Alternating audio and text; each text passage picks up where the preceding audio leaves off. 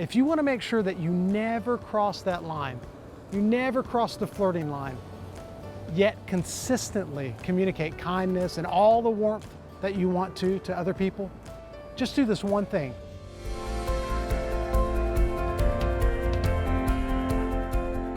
All right, I got a question for you.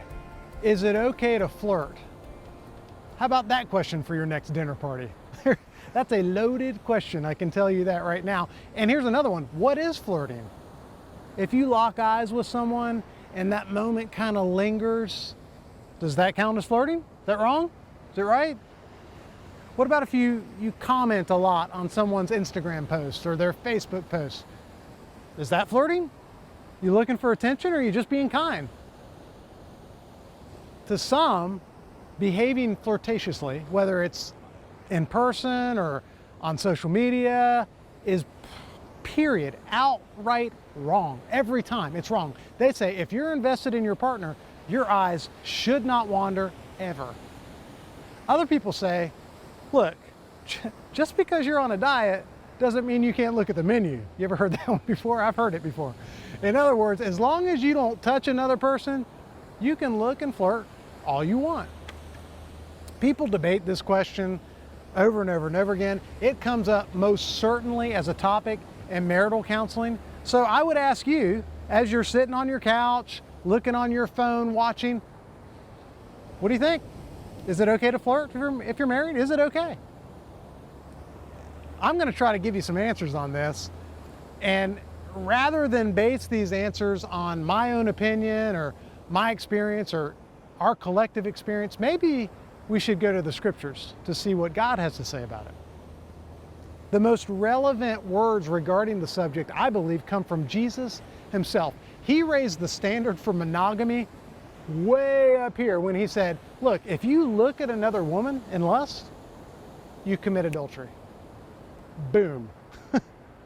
Wow. I mean, the standard is way up here. And if flirting is defined as a behavior which suggests that you are sexually attracted to someone, but stopping short of saying it outright, it's clear that flirting is not a healthy activity for a married person to be engaged in. It's just not. That flirting it's not going to work in a healthy, committed relationship before Christ. Now, let's be fair. I know what some of you are saying. I hear it all the time. Some people are saying, look, I'm just trying to be kind. I'm just a nice guy, or I'm a nice gal, and I just a little harmless flirting. I'm just trying to make people feel good. If that's your position, here's what I would say. This is a question of language. If you're truly just trying to be kind, obviously there's no harm, no foul. If you're truly just trying to speak life into someone, I get it. But I'm going to challenge you. You can't just think that without Dr. Mike kind of getting in your face a little bit on it. You ready? I would have you ask yourself this question. Are you lingering in a conversation with a particular person to be kind, just to be kind? Is that the only motivation? Do you find yourself commenting on someone's social media post more often than that would be typical for you because you're just trying to be kind? Or is there another motivation? Are you looking for a little attention? Because if so, then you might be rationalizing your behavior and putting yourself and your spouse at risk for some significant pain. And so the ultimate answer here to the flirting question is clear, and it's based on a biblical truth that permeates Scripture over and over and over again. And it's this one concept: our status as people who bear God's image. If you want to make sure that you never cross that line, you never cross the flirting line, yet consistently communicate kindness and all the warmth that you want to other people, just do this one thing. Treat everyone like they are a child of God, created in His image. Make that your goal. And I can guarantee you this, if that is your intention, if that's driving your behavior, your spouse is not going to be upset.